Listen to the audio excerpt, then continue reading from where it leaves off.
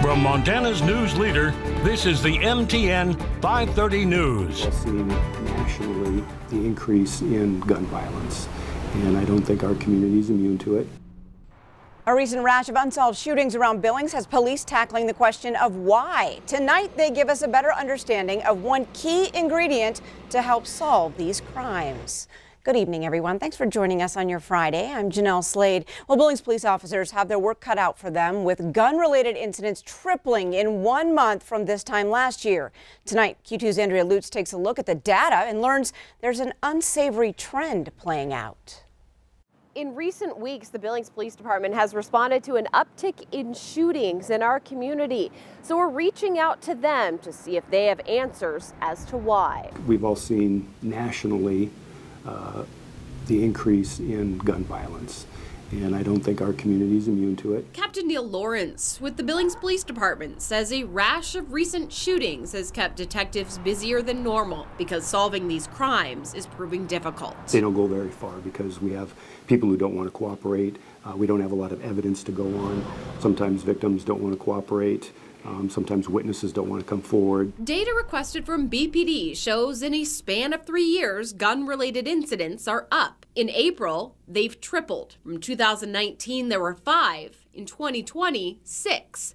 But this year, 18 gun-related calls to police, 10 of which are shootings. In May, the upward trend seems to continue, with 1 in 2019, 2 in 2020, but this year, some 10 gun-related incidents so far, 5 of which are actual shots fired. Guns have always been a problem. They're always a concern.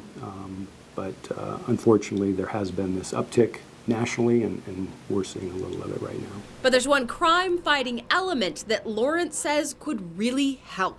Just be the best witness that you can be if you see something and notify the police. The technology we have now, our detectives are always going back and utilizing that to go backwards and see maybe where a suspect of a crime came from or went to, and they utilize a video from businesses and homes to do that. Especially when he says no one else seems to be talking. In Billings, Andrea Lutz, MTN News. Thanks, Andrea. Now, the Gun Violence Archive says there's been 147 mass shootings so far in 2021. Andrea also asked Captain Lawrence about the potential of a mass shooting in Montana. He says, while he hopes it never happens, officers are ready to respond. Well, the Montana legislature passed a bill this year to allow incarcerated adults to be housed in vacant beds at Pine Hills Youth Correctional Facility. Governor Greg Gianforte was in Miles City today to tour Pine Hills and put a ceremonial signature on the bill. The 120-bed facility recently had nearly 100 beds open. Now, Pine Hills is already housing the younger adults, ages 18 to 26. The adult inmates must have no history of violent or sexual crimes and will be kept out of sight and sound of the younger inmates. Now, Pine Hills youth population is down because judges are trying to use community treatment programs instead of prisons. Well, across the state, officials say over the last couple of years, there's been an increase in the total number of fires. Now, that's across lands and throughout communities. But as Q2's Brandon Warren reports, one kind is burning even stronger. Red Cross of Montana and the Billings Fire Marshal say they've responded to an increased amount of house and structure fires in 2021. We've responded to over 90 home fires in Montana, and that's up about 25% over last year. Mike Speeney, the Billings Fire Marshal, says since 2019, the department has seen an increase in fires of all categories, and he expects it to continue increasing. It's just a growing trend. As our city gets bigger, there's more of a demand, for us, for public safety. Because of the increase in home fires, Red Cross is offering free trainings on what to do in the event of a house fire. We're encouraging more Montanans to sign up for a free virtual home fire safety training. We can do it by phone. We can use a virtual platform like Zoom or Microsoft Teams, and it just takes 15 minutes. Wright says on average you have only 2 minutes to escape a home fire, so a plan can be the difference between life and death.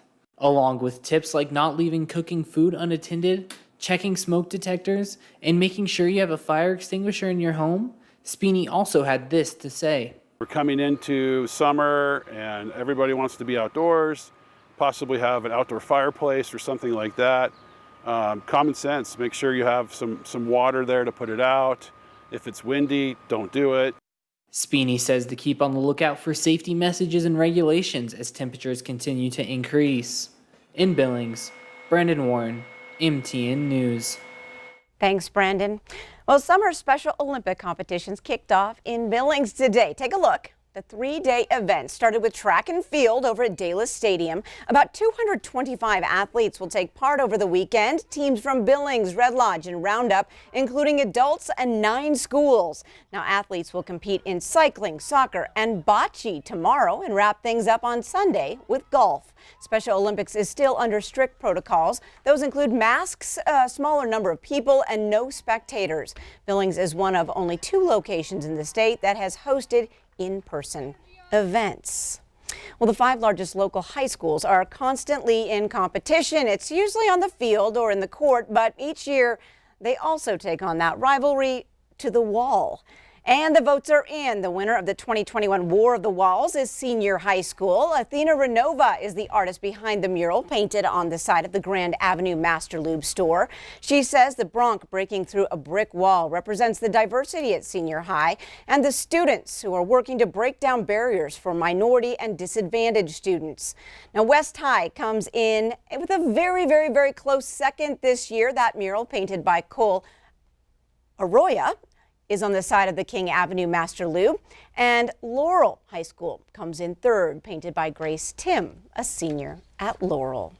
Now, the painting competition coincides with the annual Grad Day fundraising event for all schools' all-night drug and alcohol-free graduation celebrations, and you can help your kids celebrate safely. Each school adopts a Master Lube site to do their fundraising, so a barbecue, a car wash, and donations. Every dime customers spend tomorrow, Saturday, May 15th, from 7 a.m. to 6 p.m. at those Master Lubes goes toward those school parties. To learn more, you can head to KTVQ.com. Up next on tonight's MTN 530 News on Q2, the Billings Trail Net is expanding. We'll bring you a look at the future Stagecoach Trail and how you can hop on and help build it. And we take you east of Red Lodge for a historical flyover Friday. And Q2's Casey Conlin is out at the Metro, bronzing with the best. I know, it's Friday and you look out the window and you see those showers out there, but well, there's good news. 1, we need the moisture. 2, the showers are ending. And 3, it's still Friday. We'll have the forecast coming up.